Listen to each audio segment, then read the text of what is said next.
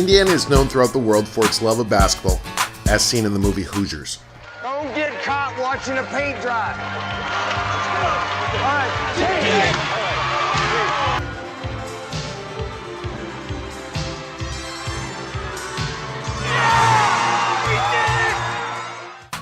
But this passion for basketball is just not hype in a movie. The love for their hoops is real, and their great tradition goes back to Wooden, the Big O, and Larry the Legend. This is Coach Pat Rady, a legendary figure in Indiana. He has been a head varsity coach for 51 years. Yes, you heard that right, 51 years. The second all-time winningest coach in Indiana history. He is in the Indiana Basketball Hall of Fame. In January 2015, he was selected as National High School Coach of the Year. In December 2014, Pro Shot sat down with Coach Rady and his son and talked basketball and shooting. What do you think is the biggest thing that kind of jumps out at you, and what's changed in the high school game from then to now? Well, I think lack of fundamentals. I think we tend to, but there again, that goes back to the coach, but I think we stress maybe. And shooting, I think that's, and to go back, when you asked me with the first question, you said something about what could you tell a young coach? Mm-hmm. Don't be afraid to change. All right, because when he told you, when I first sent it, I said, now, he was receptive, wasn't receptive to doing it. And right.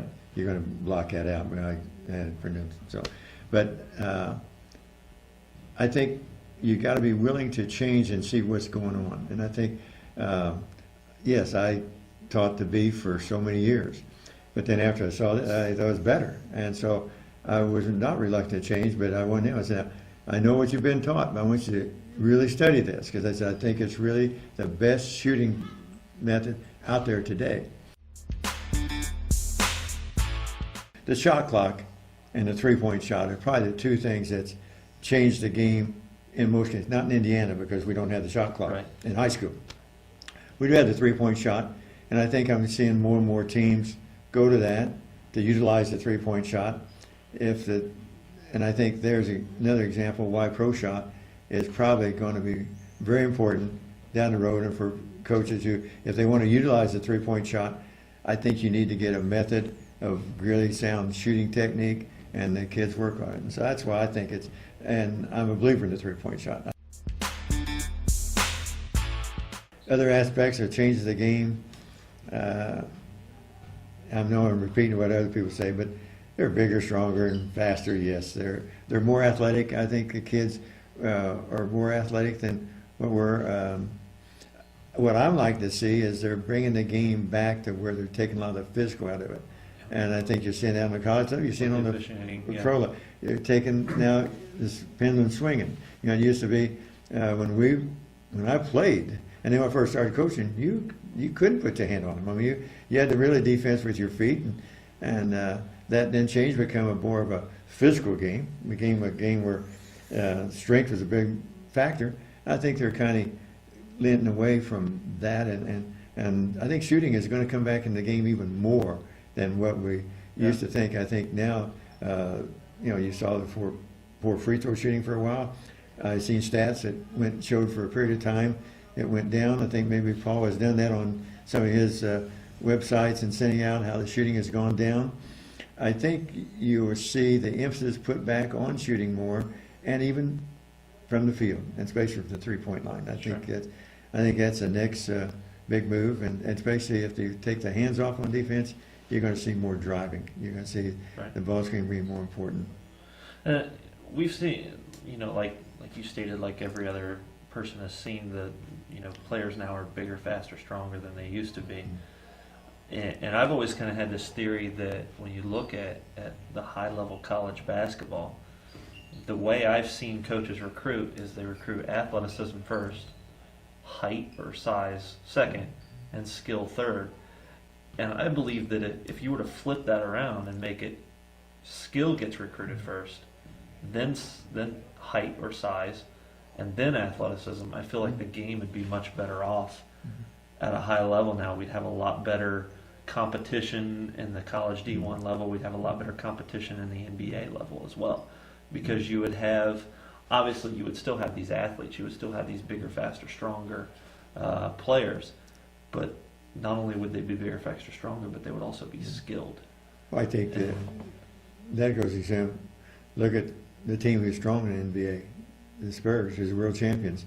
They're skilled. I think they play with the game, they move the ball and they share it, and Right.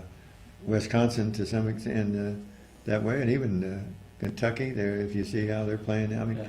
so the good Everybody teams, looks at Kentucky and they say, wow, they got some big athletes, but they're skilled they're too. skilled, and They're so highly I skilled. agree with you. I think Yeah. skill is still a very important part of the game, and I think that's why, if I mentioned in the first part when we talk about it, I think the other thing I see, the fundamentals is not stressed as much as it used to be, and I think we have a tendency as coaches to get away from the fundamentals or get away from the skills, because we look at, and yes, if you take an athlete, but basketball is still a game of skills. It's fine skills, and shooting is right there, and that's why, I know I'm going back to Paul and what he's done in pro shot shooting, but you still, the only way you win is you do have to score. I mean, defense, you might be able to defense, but you've got to still be able to score. And I think I just read an article, and I think I shared it with Patrick, as a very good article, where a guy stressed that he went back in the last few championships, both in college and NBA, he made an effort to show you statistics-wise that was the offense that really won the game, because we say, and I've been guilty of doing the same thing, defense wins championships. And this guy wrote a very good article, taking the last few years and the championship have won. It was really, it was stressed that they were really offensive. We actually them. saw an interview.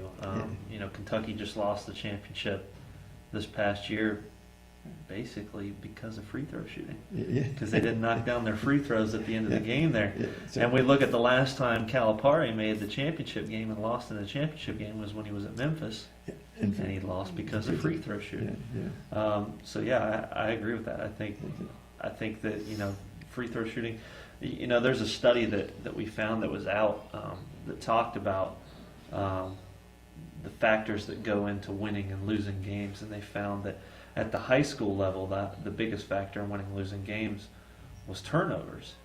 And I know everybody's going to look at that and go, "Oh, see, it's defense." And you go, "No, it's turnovers, because if you turn the ball over, you don't get to shoot it. Yes. You don't get those shots up. You don't, you don't get the opportunity to score points." And if I look at turnovers on the high school level, I'm probably going to come up with a lot more turnovers that are due to bad decision making than due to good defense. Yeah, I think the more I look at it, I think the offense is, you got to be able to do both. There's no question. But I think the offense and handling the ball, and like I say, getting less turnovers and be able to shoot and score, I think that's very important. That we sometimes, if you can handle it and create problems with the defense.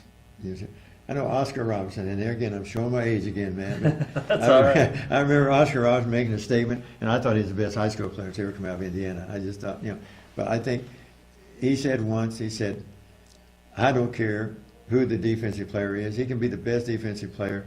If he doesn't know what I'm going to do, and if I react to his, I'm going to win every time. He said, Oscar was great. He said, nobody can stop me, because he said, I know what I'm going to do quicker than that defense is going to react to me. Yeah, and it's almost like he can control the defense like a puppet. And he make did. the defense what he wants them to do, and then he was react a great accordingly. believer in that. And so